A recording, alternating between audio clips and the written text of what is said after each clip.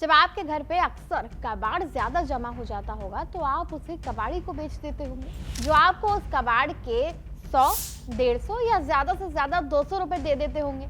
लेकिन अगर मैं आपसे कहूं कि अंतरिक्ष में भी अब कचरा या कबाड़ को हटाने के लिए करोड़ों का बिजनेस शुरू होने वाला है, तो इस पर आपका क्या रिएक्शन होगा?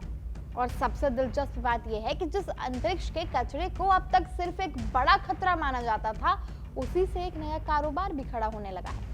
निजी कंपनियां यानी प्राइवेट कंपनियां ऐसे स्पेसक्राफ्ट और रोबोटिक सिस्टम पर काम कर रही हैं जो अंतरिक्ष में जाकर पुराने सैटेलाइट को पकड़ सकें, उनकी जांच और मरम्मत कर सके और खतरनाक मलबे को हटाने में मदद कर सके। यानी आने वाले समय में अंतरिक्ष में सिर्फ रॉकेट और सैटेलाइट ही नहीं होंगे, बल्कि वहां स्पेस क्लीनर भी काम करते नजर आ सकते हैं। लेकिन सवाल यह है कि आखिर अंतरिक्ष में इतना कचरा आया कहां से? इसकी मात्रा कितनी है? एक छोटा सा टुकड़ा इतना खतरनाक क्यों है? इसे साफ करने में कितना पैसा लगेगा? इस नए कारोबार से कौन कौन सी कंपनियां कमाई करना चाहती हैं? और सबसे बड़ा सवाल, इस पूरी रेस में भारत कहां खड़ा है? आइए इन सभी सवालों के एकदम आसान जवाब आपको देते हैं आज की इस वीडियो में। सबसे पहले समझते हैं कि अंतरिक्ष का मलबा आखिर होता क्या है। अगर इजी लैंग्वेज में कहूं तो अंतरिक्ष में इंसानों की गतिविधियों यानी एक्टिविटीज के बाद बची हुई ऐसी चीजें जिनका कोई इस्तेमाल नहीं है, उन्हें अंतरिक्ष का मलबा कहा जाता है। इसमें पुराने और खराब हो चुके सैटेलाइट, इस्तेमाल हो चुके रॉकेट के हिस्से, रॉकेट से अलग हुए टुकड़े और दो अंतरिक्ष वस्तुओं की टक्कर से निकले छोटे बड़े टुकड़े शामिल होते हैं। ये चीजें धरती के चारों तरफ अंतरिक्ष में लगातार घूमती रहती हैं। कुछ टुकड़े बहुत बड़े होते हैं, जबकि कुछ इतने छोटे होते हैं कि उन्हें देखना और उनकी निगरानी करना भी मुश्किल होता है। अब सबसे पहले उस आंकड़े पर आइए जो इस पूरी कहानी को और गंभीर बना देता है। यूरोपीय अंतरिक्ष एजेंसी यानी ESA के मुताबिक पृथ्वी के आसपास अंतरिक्ष में मौजूद सभी तरह की वस्तुओं का कुल मास करीब 13,000 टन है। आसान भाषा में समझें तो ये वजन लगभग 2000 अफ्रीकी हाथियों के बराबर बैठता है। यानी हमारे सिर के ऊपर हजारों टन का ऐसा सामान घूम रहा है जिसमें बड़ी संख्या में ऐसी चीजें भी शामिल हैं जो अब किसी काम की नहीं है। और समस्या सिर्फ उन चीजों की नहीं है जिन्हें वैज्ञानिक ट्रैक कर पा रहे हैं। हजारों लाखों छोटे टुकड़े ऐसे भी हैं जिन पर लगातार नजर रखना बेहद मुश्किल है। ESA के मुताबिक करीब 36,000 से ज्यादा अंतरिक्ष में घूम रही वस्तुओं को नियमित रूप से ट्रैक किया जा रहा है, लेकिन इससे कई ज्यादा छोटे टुकड़े ऐसे हैं जिन्हें हर समय ट्रैक करना पॉसिबल नहीं है। अब यहाँ सवाल उठता है कि लो अर्थ ऑर्बिट यानी धरती के आसपास की निचली जगह में इतना मलबा जमा कैसे हो गया? इसकी शुरुआत अंतरिक्ष युग के साथ हो गई थी। दशकों से दुनिया के अलग अलग देश रॉकेट और सैटेलाइट अंतरिक्ष में भेजते रहे हैं। कई मिशन पूरे हुए, कई सैटेलाइट ने अपनी काम की उम्र पूरी कर ली और कई रॉकेट के हिस्से अंतरिक्ष में ही रह गए। इसके अलावा कुछ मिशनों के दौरान रॉकेट के हिस्से अलग हुए, कुछ सैटेलाइट खराब हुए और कई विस्फोट या टक्कर की वजह से एक बड़ी वस्तु हजारों छोटे टुकड़ों में बदल गई। धीरे धीरे ये सभी चीजें अंतरिक्ष में जमा होती गई और अब ये एक बड़ी समस्या बन चुकी है। पृथ्वी के आसपास की निचली ऑर्बिट इसलिए भी बेहद महत्वपूर्ण है क्योंकि यहीं बड़ी संख्या में आधुनिक सैटेलाइट काम कर रहे हैं। मौसम की जानकारी, इंटरनेट संचार, नेविगेशन, पृथ्वी की तस्वीरें और वैज्ञानिक रिसर्च, आज हमारी जिंदगी कई तरह से सैटेलाइट पर निर्भर है।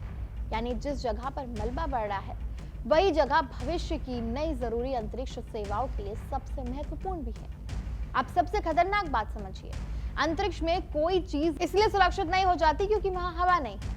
पृथ्वी की निचली कक्षा यानी ऑर्बिट में वस्तुएं करीब 7 से 8 किलोमीटर प्रति सेकंड की रफ्तार से घूम सकती हैं। इतनी तेज रफ्तार में अगर कोई छोटा सा टुकड़ा किसी सैटेलाइट से टकरा जाए तो वो बेहद गंभीर नुकसान कर सकता है।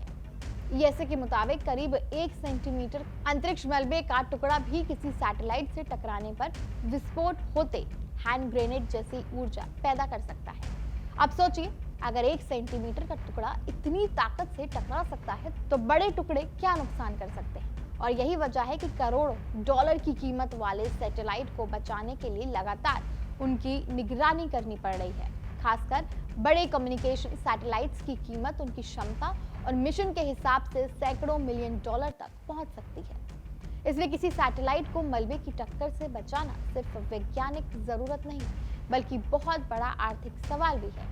अब इसे एक एग्जाम्पल के साथ समझिए। मान लीजिए एक कम्युनिकेशन सैटेलाइट को बनाने और लॉन्च करने और उसे ऑपरेशनल करने में सैकड़ों मिलियन डॉलर खर्च हुए हैं। अगर अंतरिक्ष में घूमता हुआ कोई छोटा टुकड़ा उससे टकरा जाए और सैटेलाइट काम करना बंद कर दे तो सिर्फ सैटेलाइट की कीमत ही नहीं जाती, बल्कि उससे जुड़ी पूरी कम्युनिकेशन सर्विस प्रभावित हो सकती है। अब सबसे बड़ी चिंता तब होती है जब दो बड़ी वस्तुएं आपस में टकराती हैं। एक टक्कर से सिर्फ दो वस्तुएं खत्म नहीं होती, बल्कि उनसे हजारों नए टुकड़े पैदा हो सकते हैं। ये टुकड़े अलग अलग दिशाओं में फैल सकते हैं और दूसरे सैटेलाइट्स के लिए भी खतरा बन सकते हैं।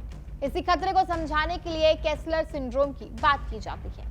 आसान भाषा में समझिए, अगर अंतरिक्ष में एक टक्कर होती है उससे बहुत सारे टुकड़े निकलते हैं। ये टुकड़े आगे दूसरी सैटेलाइट से टकरा सकते हैं और फिर नई टक्कर से और ज्यादा मलबा पैदा हो सकता है। यानी एक टक्कर दूसरी टक्कर का कारण बन सकती है और ये सिलसिला आगे बढ़ सकता है।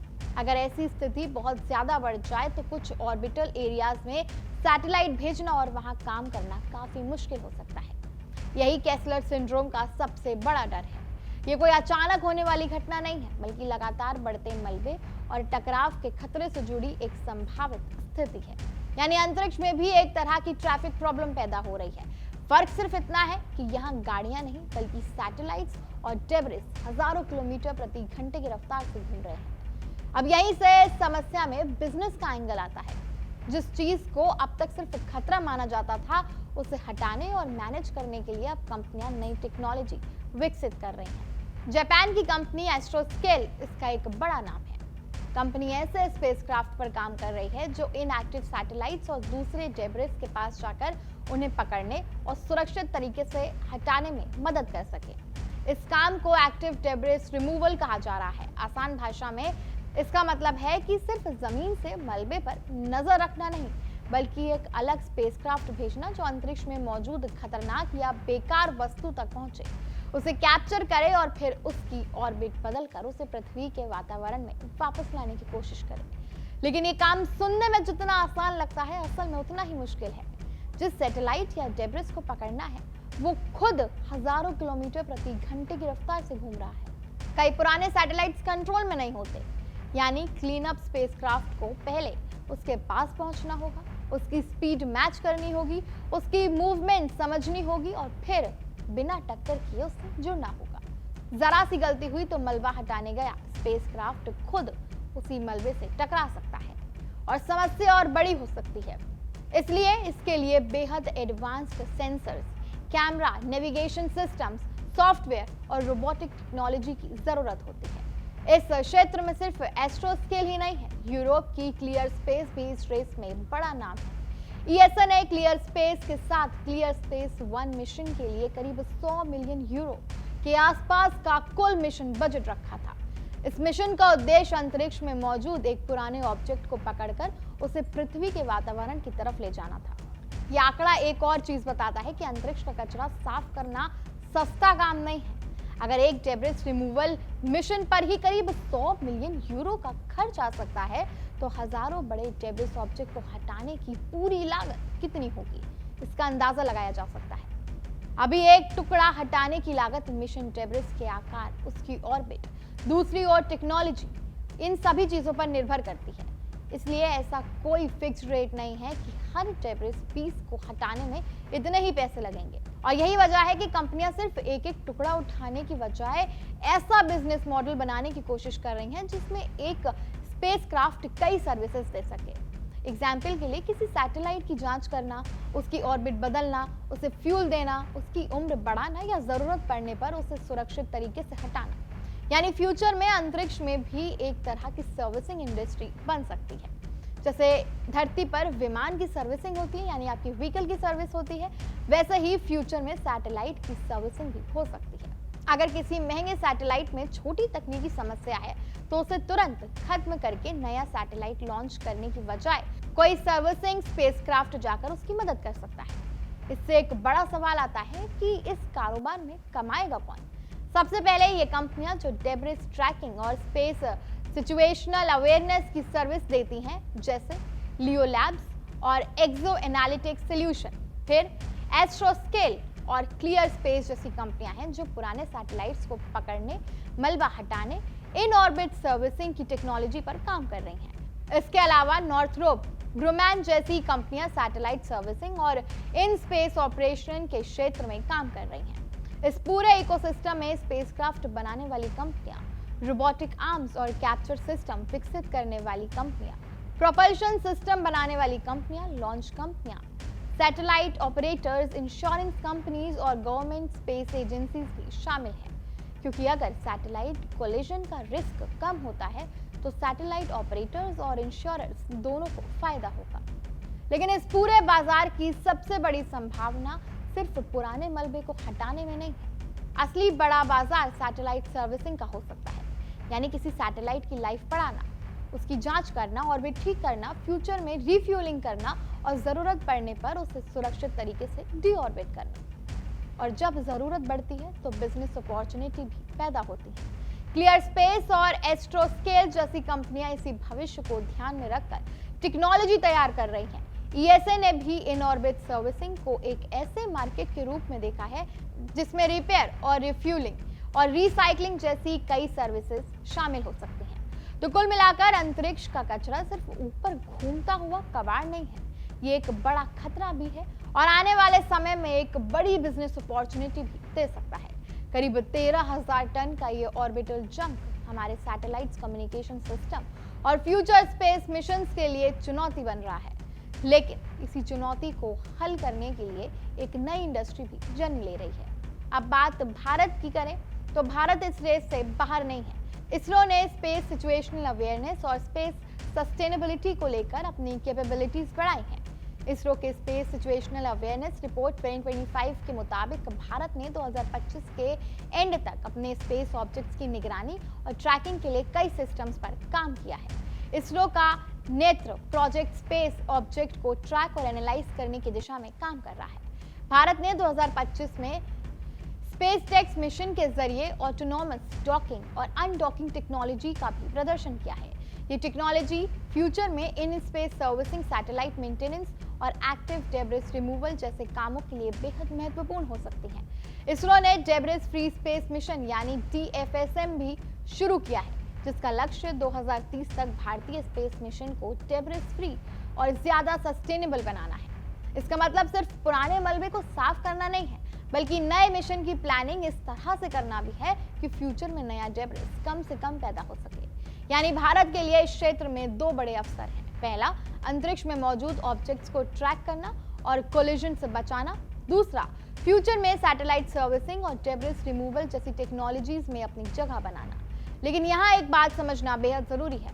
अंतरिक्ष का पूरा कचरा साफ करना शायद एकदम इजीली तरीके से पॉसिबल नहीं है। बहुत छोटे डेब्रिस को पकड़ना बेहद मुश्किल है।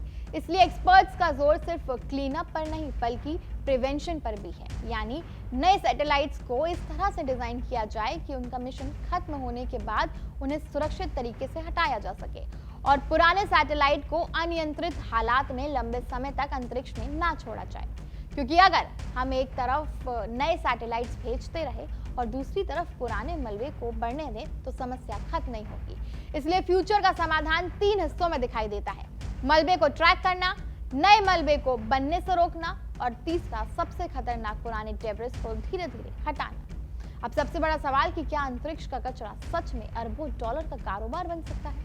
इसका जवाब है कि इस मार्केट की एग्जैक्ट साइज अभी तय नहीं है और ये अभी शुरुआती दौर में है।